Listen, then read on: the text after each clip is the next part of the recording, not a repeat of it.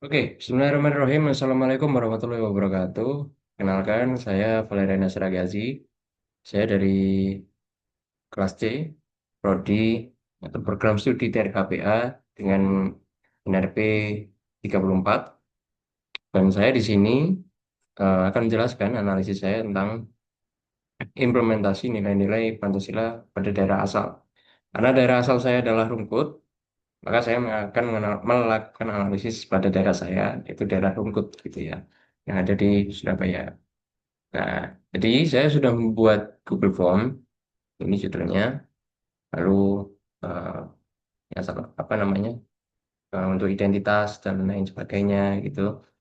Ini ya biar jelas saja sih, gitu. Nah, apakah ada Anda pernah main atau tinggal di Rungkut? Itu saya awali dengan itu. Lalu habis itu, setelahnya adalah eh, menurut Anda Pancasila itu apa sih kira-kira? Jadi definisi sesuai eh, masing-masing aja, gitu ya. Nah, em, ya tadi apa? Apakah Anda lagi tinggal di Rungkut? Itu ada yang tidak, iya betul. Ada yang iya lagi tinggal di Rungkut, ada yang enggak, ada yang iya. Nah, lalu apa itu Pancasila? Ini definisinya. Jadi definisi menurut para responden itu walaupun kelihatannya berbeda, tapi sebetulnya intinya sama. Ya.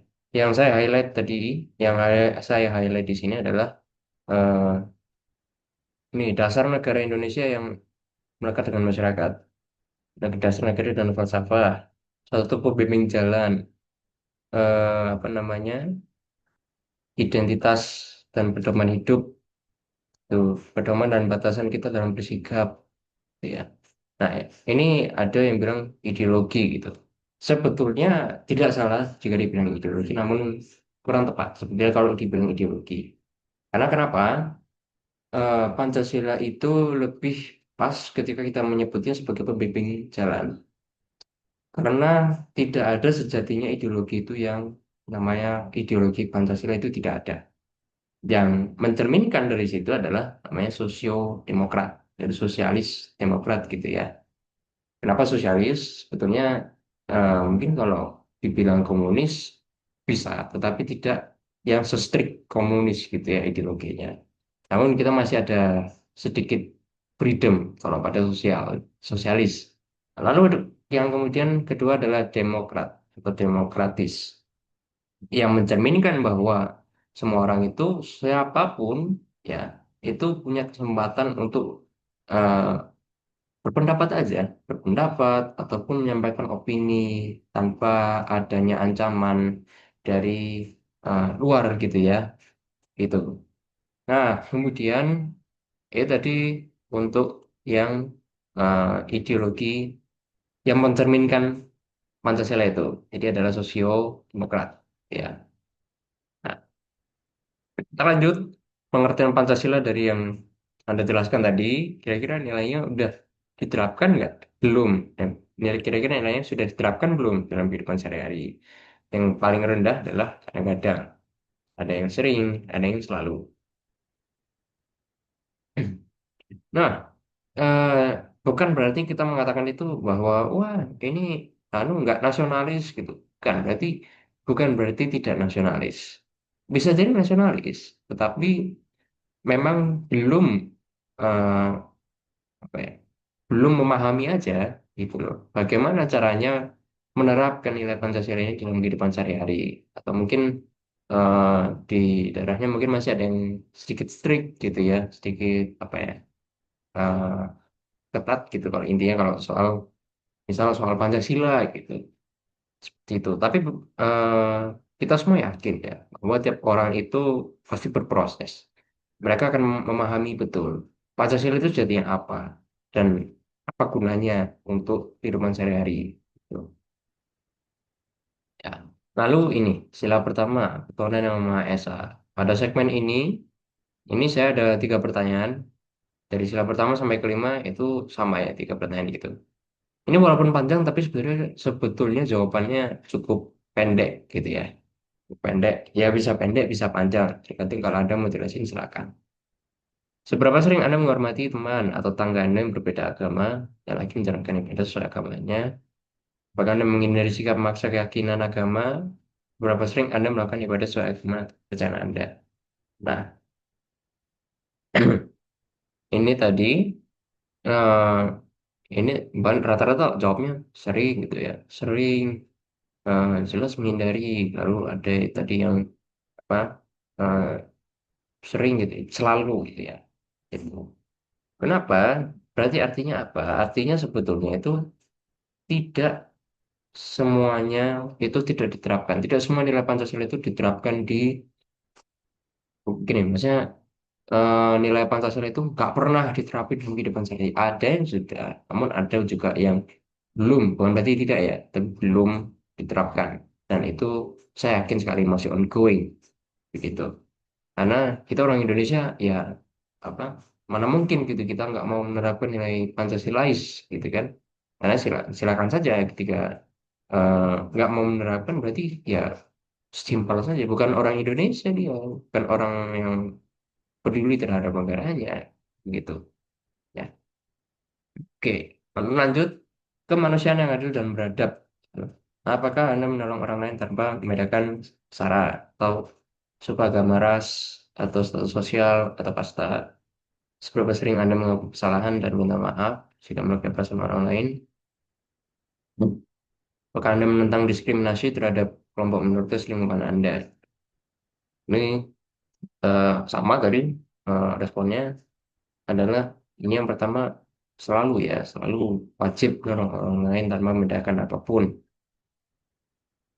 Lalu yang kedua eh, selalu ya, selalu atau sering gitu mengakui kesalahan ya, selalu sangat sering gitu ya, sering kadang-kadang gitu jelas main sering iya. Nah ini karena memang apa namanya, nah untuk yang pertanyaan yang ini nih eh, kadang butuh waktu gitu ya, kadang kalau mau minta maaf atau mau ngasih maaf gitu kadang butuh waktu gitu, bukan berarti nggak mau minta maaf, butuh waktu bukan berarti nggak mau minta maaf, tapi terkadang harus mengumpulkan mentalnya kan gitu. Kita mau minta maaf pun sama teman atau sama siapapun yang pernah kita sakiti, maaf ya gitu. Bukan berarti tidak mau maaf itu apa namanya kayak nunggu waktu itu bukan berarti nggak mau maaf gitu, tapi memang harus kumpulkan dulu mentalnya, niatnya agar mau agar bisa menyampaikan permintaan maaf dengan baik tanpa ada pressure gitu ya, dan mengikhlaskan itu saya memang bersalah dan tidak hanya untuk yang minta maaf tapi yang memaafkan juga eh, terkadang butuh waktu juga untuk ya usaha mungkin apa ya untuk kayak oke mungkin apa memaklumi, nah maklumi bahwa yang bersangkutan ini ya mungkin memang dia salah mungkin ya gila tapi ya semoga tidak diulangi lagi kan. Dari kedua belah pihak pun butuh waktu juga untuk minta maaf itu bukan berarti tidak mau minta maaf tapi terkadang butuh waktu untuk menyatakan itu. Lalu ini yang ketiga, apakah ada Anda menentang diskriminasi terhadap kelompok minoritas lingkungan Anda? Jelas itu tadi ada yang bilang apa, jelas selalu. Karena kita sejatinya memanusiakan manusia ya, tidak ada yang namanya eh, keistimewaan ya pras itu ya, mungkin hanya penampilan aja tapi penampilan pun itu relatif loh, ganteng cantik tinggi kecil itu relatif gitu. Kadang kita melihat orang bule, orang bule tinggi ya gitu, katanya tinggi kalau di sini tinggi tapi boleh jadi di negaranya dia paling kecil kan gitu. Dan masih banyak lagi itu yang mungkin terkadang harus kita lihat eh, lebih dalam. Lalu sila ketiga, Persatuan Indonesia. Seberapa sering Anda menggunakan bahasa Indonesia yang baik dalam komunikasi formal? Apakah Anda ikut serta dalam kegiatan gotong royong di lingkungan tempat tinggal? Seberapa penting bagi Anda untuk menjaga kerukunan antar warga di lingkungan Anda?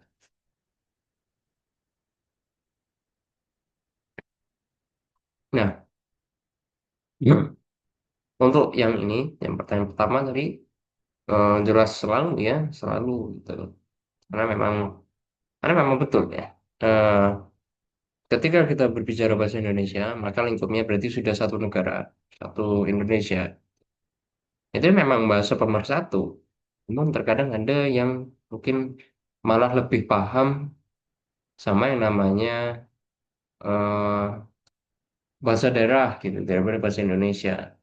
Nah, kita pun sebagai orang orang daerah yang memahami bahasa Indonesia pun juga harus apa, mengajarkan ya bahasa Indonesia itu kayak gini. Ini bahasa Indonesia dari ini, bahasa Indonesianya kata itu ini ya kan gitu.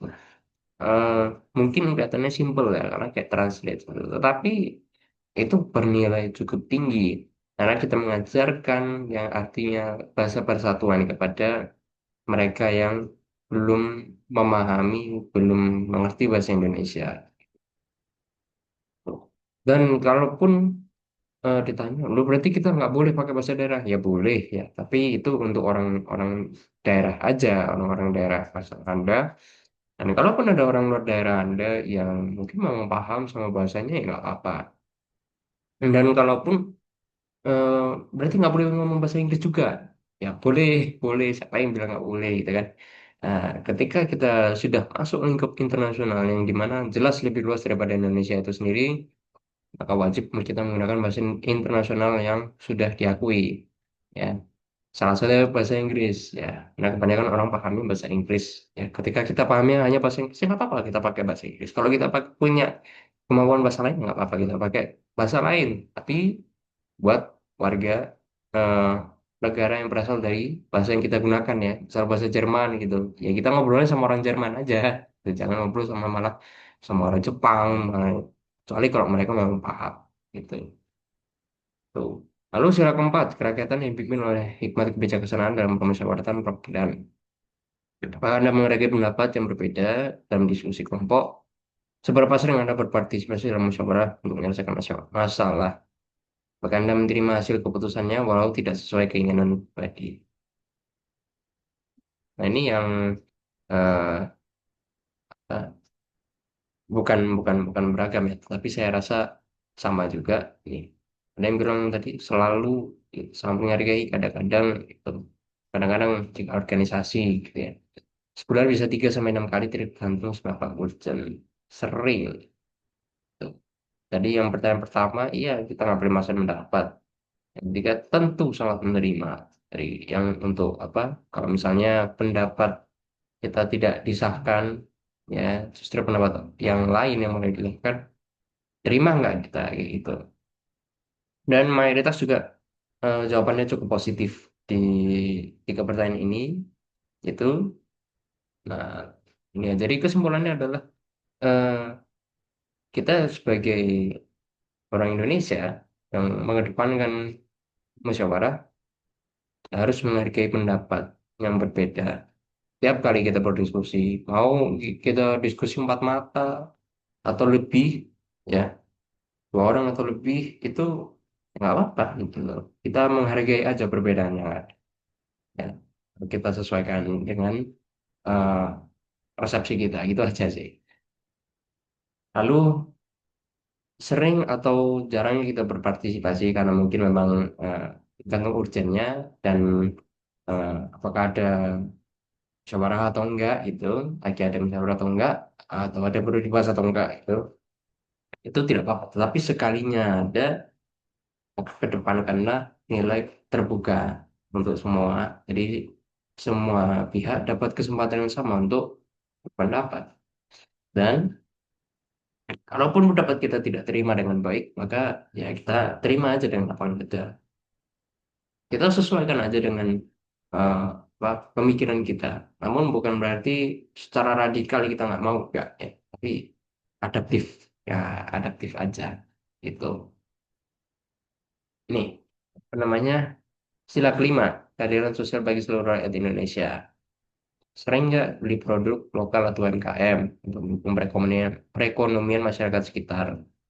Apakah Anda melakukan pekerja rumah tangga atau tugas kebersihan dengan hormat dan adil? Apa penting bagi Anda untuk membayar pajak tepat waktu? Dari kontribusi untuk undang-undang. Ini tadi jawabannya cukup positif ya.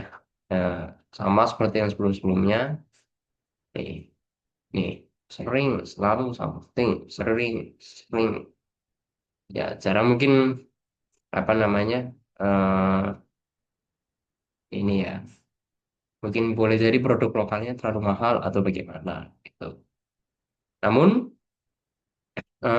memang kita harus membeli, bukan harus membeli, harus mengapresiasi karya anak bangsa, ya. Entah itu dari daerah asal yang sama ataupun kota yang sama dan lain sebagainya. Intinya adalah manapun asalnya, satu Indonesia harus kita apresiasi karena boleh jadi pencapaian itu belum tentu semua orang itu bisa mencapai pencapaian yang sama, gitu. Lalu ini yang kedua, apakah Anda memperlakukan mereka ini dengan hormat dan adil?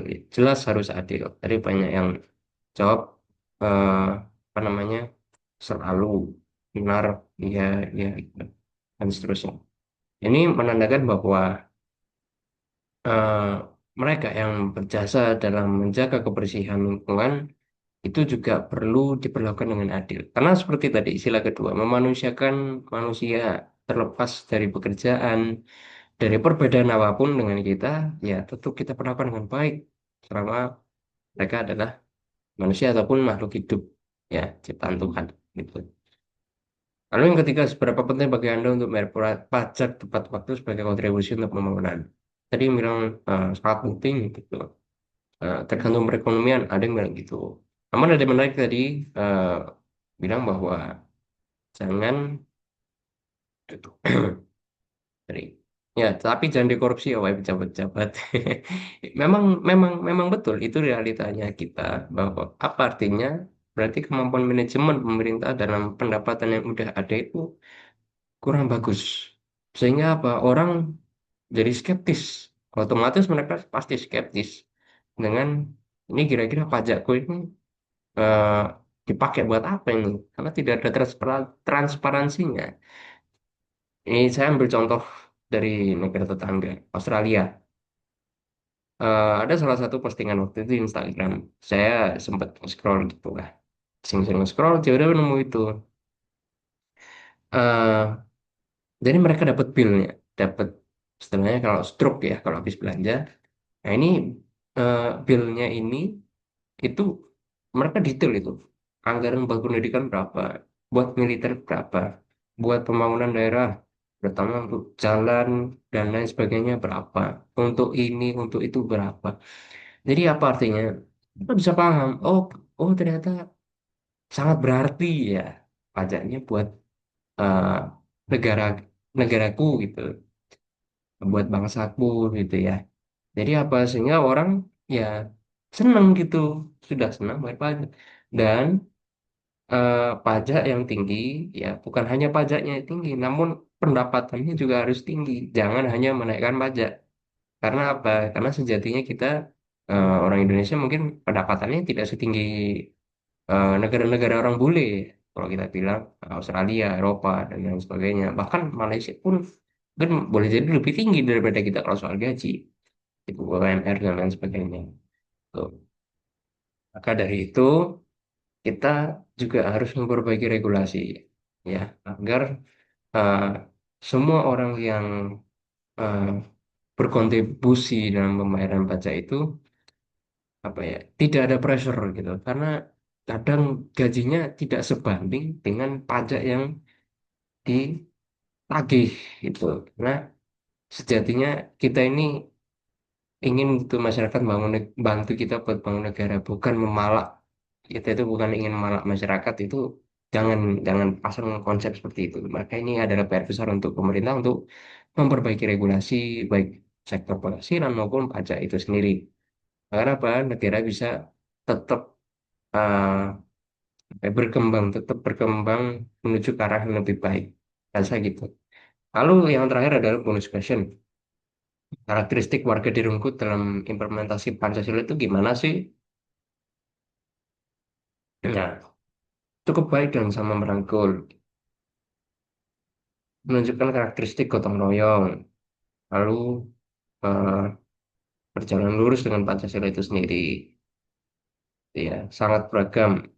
Ada yang bilang nggak tahu, nggak pernah bergaul, tapi kalau aku sih pasti bagus ya, masih pasti baik, yang jelas begitu. Dan yang terakhir tadi ada yang bilang sangat beragam, itu memang betul. Karena kita warga Rungkut itu memang sangat beragam, baik agama, baik rasnya, dan lain sebagainya. Jadi memang eh, kita memang secara lingkungan itu sudah bukan sudah didesain, tapi kita secara tidak langsung kayak belajar sendiri bahwa eh, perlu adanya toleransi, ada yang namanya keluargaan, ya. Lalu ada yang juga mengedepankan musyawarah dan masih banyak lagi nilai-nilai positif lainnya. Dan dan memang tadi yang teman-teman jawab, responden jawab itu memang sudah mencerminkan eh, karakteristik warga rumput itu semua. Dan saya yakin tidak hanya warga rumput, semua warga negara Indonesia pun insya Allah karakteristiknya sama. Walaupun karakteristik secara kedaerahannya itu berbeda gitu ya. Kadang ada yang keras, ada yang tegas gitu. Ada yang mungkin slow, kalem gitu.